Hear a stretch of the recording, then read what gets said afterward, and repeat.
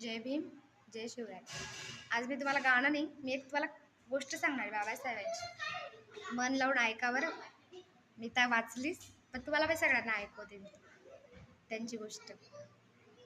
26 November 1947 रोजी संध्याकाळी doctor Babasaheb Ambedkar निवांत सोफ्यावर बसले होते. क्षणात हसत होते, क्षणात रडत होते. शंकर आनंद शास्त्री सोबत होते. त्यांना समजेना नेमकं झालंय काय. त्यांनी विचारण्याचं धाडस केलं. बाबासाहेबांना म्हणाले, शास्त्री, मी आज आनंदात आहे, कारण आज मी माझं ध्येय गाठले.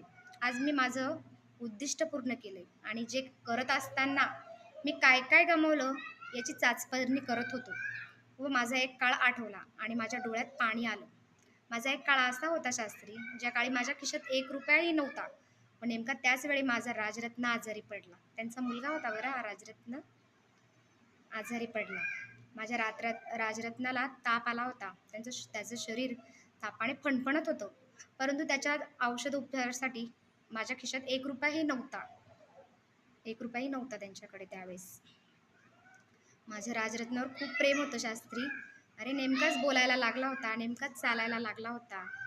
औषध उपचार नसल्यामुळे त्याचा ताप वाढतोय हे मला ठाऊक होतं. परंतु त्याला छातीशी कवटाळून रडण्याशिवाय माझ्याकडे कुठलाच पर्याय नव्हता. शास्त्री, माझा राजरत्न माझ्या छातीशी कधी गतप्राण झाला हे मला सुद्धा कळालं नाही रे. सगळे लोक जमले, सगळे शेजारी जमले. एक जण माझ्याकडे आला व मला म्हणाला, बाबासाहेब, राजरत्नांचा अंत्यविधी करावा लागेल व त्यासाठी त्याला नवे कपडे घ्यावे लागतील. नवे कपडे म्हटल्याबरोबर माझ्या काळजामध्ये चर झालं, कारण त्याच्या औषधोपचारासाठी माझ्याजवळ 1 रुपयाही नाही, तर त्याला नवे कपडे घेण्यासाठी माझ्याकडे कुठून पैसे येतील. काय करावं कळत नव्हतं, कुणाला सांगावं समजत नव्हतं. शास्त्री, मी गुडघ्यामध्ये डोकं खुपसून ढसाढसा रडायला लागलो. पण माझ्याकडे पैसे नाहीत हे माझ्या रामूला ठाऊक होतं.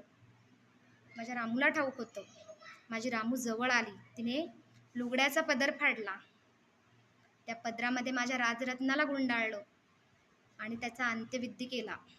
परंतु आज मला असं वाटतं आहे की माझ्या त्या राजरत्नाच्या बलिदानाचं आज सार्थक झालं. कारण मला आज असं वाटतंय की माझा राजरत्न गेला तर काय झालं, याच्यानंतर येणारे माझे कोटी राजरत्न उद्या उभे राहतील, टाळकोटात सुट्टबुट्ट देणार आहेत. व त्यांच्या नंतर येणारा माझा एकही राजरत्न हा बिना औषधाशिवाय मरणार नाही व एकही राजरत्न हा बिना कपड्याचा चितेवर जळणार नाही. याचं सुख मी आज अनुभवतोय. त्याच राजरत्नाच्या बलिदानामुळे आज आम्ही